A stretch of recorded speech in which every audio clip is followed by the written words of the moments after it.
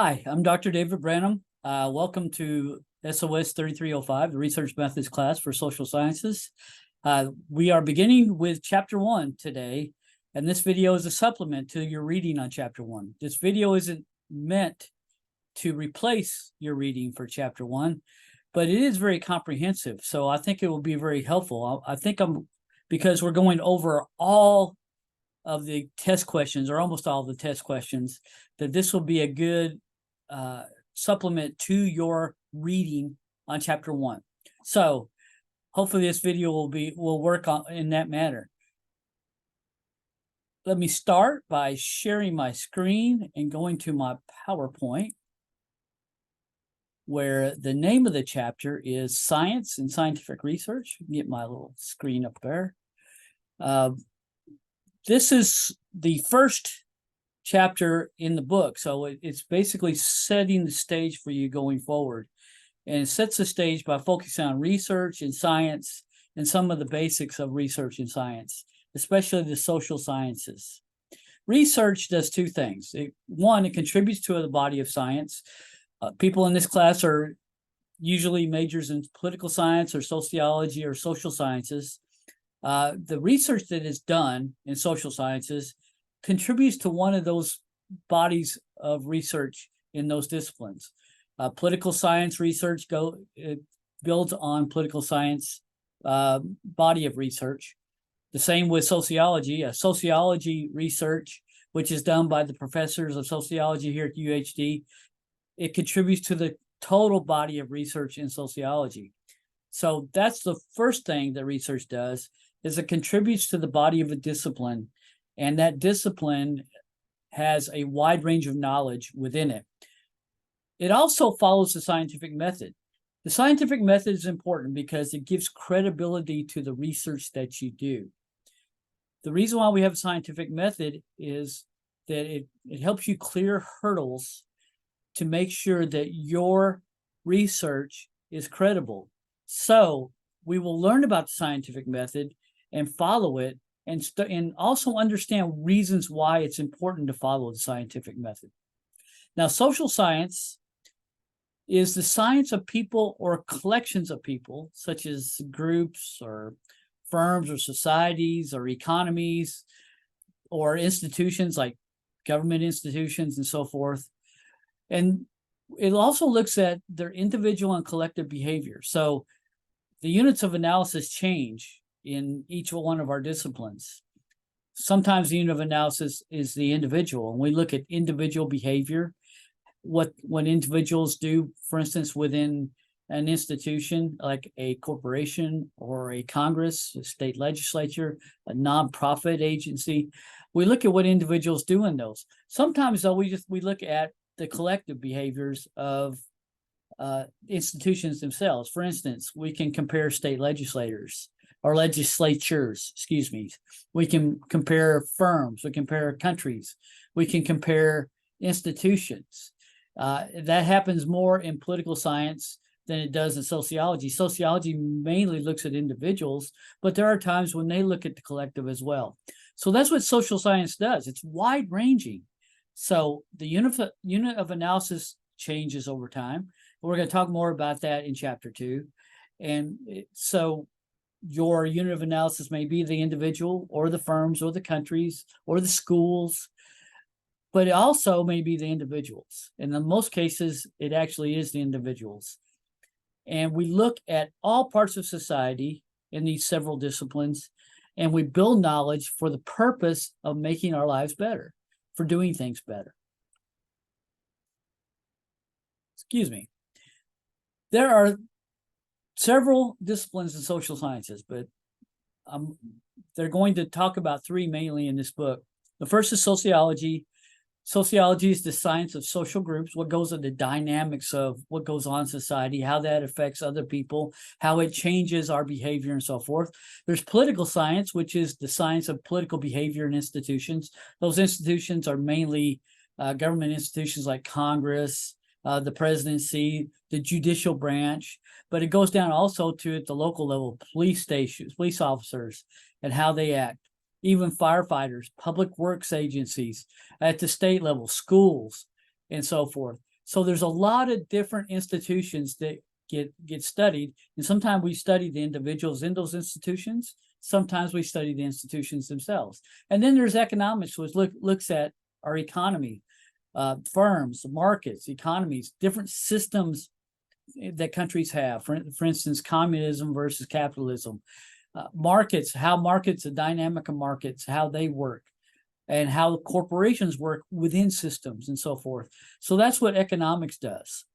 There are other disciplines in social sciences. For instance, I do a nonprofit program, so nonprofits are in social sciences, psychology is in social sciences, but these are the top three here that we're going over in as far as disciplines. And in this class, we mainly have people who either major in social sciences, sociology, or political science. There are two levels of scientific research as well. They go hand in hand. We need both levels. We have the theoretical level and the empirical level. And these are cyclical. In other words, we go back and forth between these. The theoretical level is concerned with developing abstract concepts about a natural or social phenomenon and the relationships between those concepts. Educated guesses on why things occur and how they evolve. So for instance, we're going to talk about later in the next chapter a model that says intelligence is a factor in driving your academic achievement higher. So that's a model. So that's a theory. We believe that people who are more intelligent will get more academic achievement. So that's a basic theoretical level. Then at the empirical level, we test these theoretical concepts. So if you have a model that says that intelligence gives you more academic achievement, we collect data, and we collect individual data on intelligence, and then we collect data on those individuals on how well their academic achievement is. We do this by measuring them numerically. Empirical level data is numerical data, quantitative data. So for intelligence, we would look at IQ scores. For academic achievement, we might look at GPA or whether you got your college degree. So those will be numerical, and that's the empirical level where we're concerned with testing those theoretical concepts and those relationships to see how well they actually reflect our theory, with the goal ultimately to get better theory. So then we would go back to theory, talking about the cyclical nature of this. We go back to theory, and then after we revise theories, we go back to empirical testing. It goes over and over again. These are the two levels of scientific research. Now, theoretical evolution is something that's important to understand. Over time, a theory becomes more and more refined. It becomes mature, where we observe reality. You start with a theory where we observe reality, we empirically test it, we start to confirm findings, and then we adjust that theory because things won't be perfect, or we refine it, or we look at it more at a micro level, where okay, overall a theory is doing this. What's happening at the more local level of the theory, to see if we can make that theory even better. So theoretical evolution focuses on how theories mature over time. Now, scientific research involves continually moving back and forth between theory and observation. It's that cyclical nature that I talked about in the last slide.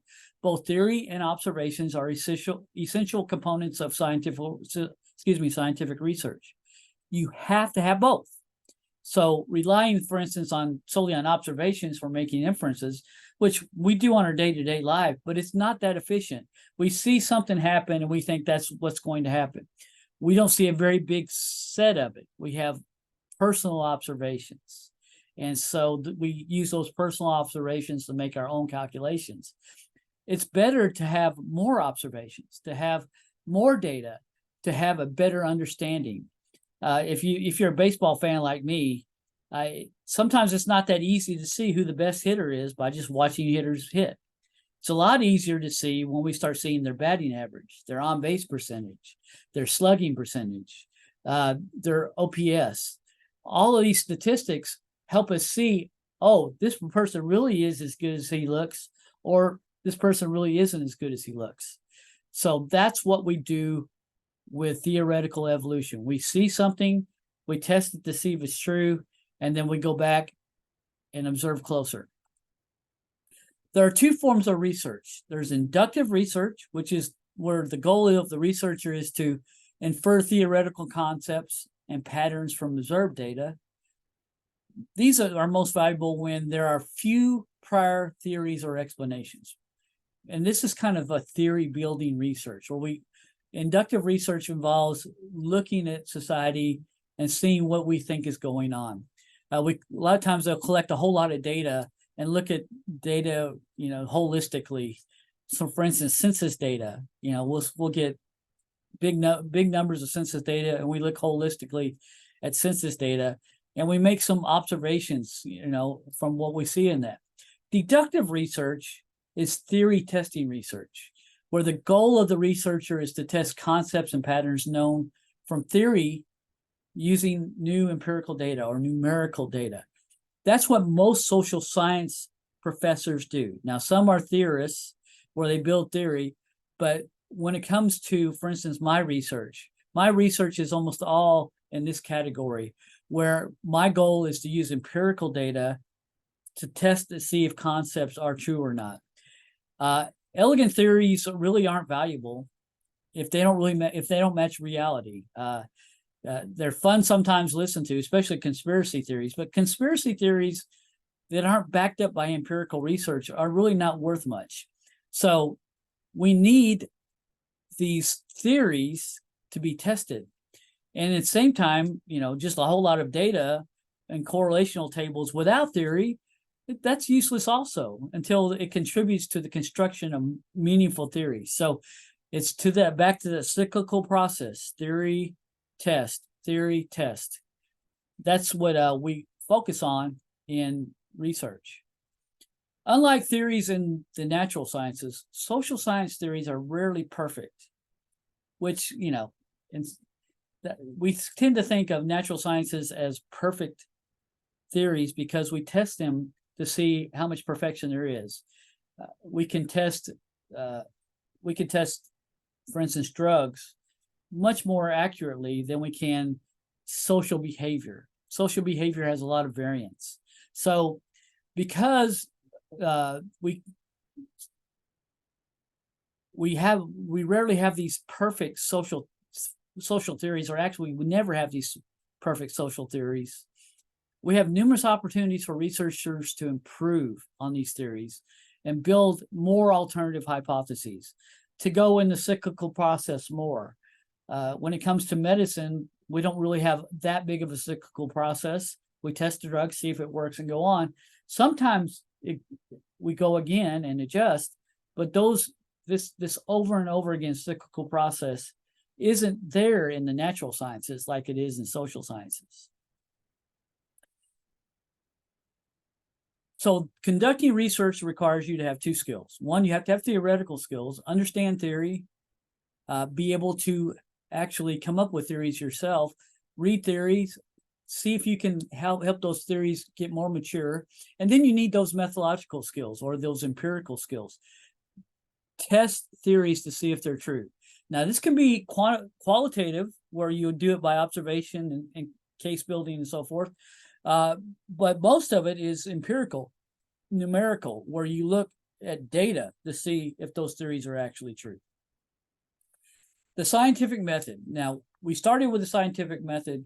Now, it's important for us to understand why it is important. The scientific method refers to a standard set of techniques for building scientific knowledge, such as how to make valid observations or how to interpret results and how to generalize those results. We have a method where we say this is the proper way to do that. And the reason why we have those methods is to make sure that we have research that is quality research, research that is credible research. So the scientific method must, if we abide by it, we have 4 key characteristics that we have to abide by. 1, it has to be logical. These scientific inferences have to be based on logical principles of reasoning. And that goes to the theoretical part mostly. So you have to have logic in how you believe reality will occur.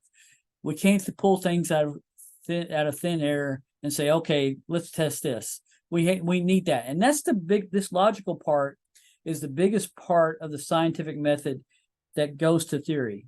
Most of the other parts are empirically based. They're focused on the empirical analysis. 2, has to be confirmable. Inferences derived must match up with observed evidence, and that's the empirical testing. Repeatable. Other scientists should be able to independently replicate or repeat a scientific study and obtain similar or identical results. In most journals that we do in social sciences, when we publish an article, we put the data up for public use. Now, this doesn't necessarily go up, not every data, all the data that you collected, all the data you collected isn't needed, but you need to put up the data that you use to publish the article. In a lot of cases, what happens is you put that up slowly as you publish more and more articles out of a data set. For instance, you may have a data set where you publish 5 or 6 articles. Once those 5 or 6 articles are published, usually that data is released to the public, and the public can build on that or repeat your analysis to see if it's credible. They can also look at your articles. And so when you look at your methods section, something that you're going to be writing in this class, you write a methods section, they can look at your articles and do exactly the same analysis that you did by looking at your publication. That's how you get repeatable works. And this repeat of observations, repeat of analysis gives credibility to your analysis. It should also be scrutinizable, where the procedures used and the inferences derived must withstand critical scrutiny or peer review by other scientists. My publications are peer reviewed. Other scientists must look at them and say, okay, this is a credible analysis. It is worthy of publication.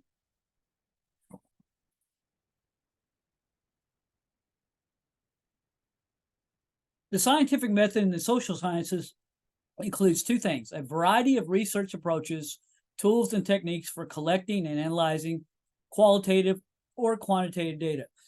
Excuse me. So we have, for instance, in our department at UHD, we have experts in both qualitative and quantitative data collection and analysis. I have expertise in quantitative analysis. I've done all types of quantitative analysis. I've published, for instance, Tobit analysis, Probit analysis. I've published OLS regression and time series analysis. Those are the types of expertise I have. Dr. Rubinson is an expert in qualitative analysis and procedures in qualitative analysis. So we have those expertise here at UHD. And so a researcher has these tools. There are times when I will consult with my colleagues on how to do these things. For instance, Dr. Ruffino in psychology, I've consulted with her on how to do analysis that is more psychometric. For instance, I did an analysis where we did exploratory factor analysis to have basically create a index that we were looking for as far as economic ability within the household. And so she helped me with that. And I also help others with analysis, especially time series and so forth. So that's something that we improve our research skills by developing these techniques. The scientific method operates primarily at the empirical level of research, as I said in the previous slide. The logical part is theoretical, but the other parts of the scientific method focus more on the empirical level. Very little of the method is directly pertinent at the theoretical level. So it's important that we get credibility for our empirical research by following the scientific method. Depending on the purpose of research, let me move that a little bit. Depending on the purpose of research, scientific research projects can be grouped into 3 types. They're exploratory, descriptive, and explanatory. And I'll be honest, before I read this chapter, I didn't really think about these types of research in these categories, but it's very interesting. So exploratory research is often conducted in new areas of inquiry, where the goals of research are, for one, to find the magnitude or extent of a particular phenomenon, problem, or behavior. So if you see something that is occurring, sometimes exploratory research will see, well, just how much is it occurring? It might be to generate some initial ideas or hunches. I have a hunch that this is going on, so maybe I'll do a little exploratory research to see if this is actually occurring or not. Now, it wouldn't be a micro level research. That would be a more empirical analysis later, but an exploratory research may help you discover, this is something I have a hunch on, and the data looks like it's actually going that direction. So that is worthy research. Or it could be to test the feasibility of undertaking a more extensive study regarding a phenomenon. Sometimes you don't know whether it's worth spending all the time or not doing it. So sometimes you do exploratory research to see, oh, this is occurring or not occurring. This is worthy of more study. This research may not lead to a very accurate understanding of the target problem, but it may be worthwhile in scoping out the nature and extent of the problem and serve as a useful precursor to a more in-depth research going forward. So this is the high value of exploratory research, and it is of high value. Descriptive research is more, descriptive research is directed at making careful observations in detail. Often involves like data collection, like the United States Census Bureau that I talked about before. It examines the what, where, and when of a phenomenon. So the Census Bureau looks at our population and just what's going on with our population. It's growing. Where is it growing? What race and ethnicity is it growing? What's going on with gender population? What's the split on that? It's telling us what, it's telling us where people are.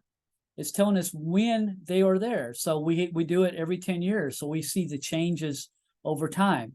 So the Census Bureau is a very good example of descriptive research, what they're doing. So it's often massive data collection that you use to look at and describe the society that you're in, and it's very valuable. Explanatory research now seeks to answer the why and the how types of questions, where, okay, we know this is going on. Why is it going on? And that's where you get into more in-depth empirical research. For instance, I did one of my first articles when I started at UHD was an article on school infrastructure. I think I mentioned it earlier, and what impact that school infrastructure had on student achievement, attendance, and so forth. And so I knew that it had an impact, but I wanted to see why it had, why the impact was there. And so I looked at temporary buildings, how many temporary buildings the schools had. I looked at how crowded the schools were. I looked at all other types of variables, like how many teachers there were per student, or excuse me, students per teacher. I looked at other variables, like how much janitorial staff they had. Those variables are all put in there to basically see why things were going on and allow us to make adjustments in that area. It identifies causal factors and outcomes. It's a lot more focused on causation. So you'll see the scientific method in explanatory research abided by much more than even with, for instance, in descriptive research. Descriptive research is a lot of times about data collection. Explanatory research is about properly analyzing that data. Examples include understanding the reasons behind adolescent crime or gang violence. For instance, the Census Bureau may give us all the crime statistics. That's descriptive. Explanatory research is, why are we having adolescent crime? What factors are going into this? How is it occurring? So that is what explanatory research does. And you should be able to, just by looking at these different types of definitions and what they do, I could give you an example. I can give you an example of a type of research, and you could tell me whether it's exploratory or descriptive or explanatory. So that is all the data for chapter 1. I thank you for looking at the video. And I ask you also to, if you have any questions, be sure to ask me. Do not hesitate. Shoot me an email. If you want to set up a meeting with me by phone or Zoom or face-to-face, we can do that. Don't hesitate to do that. Hope this helps you with your test and test 1. And I hope you have a great day. I look forward to seeing you as the class goes forward.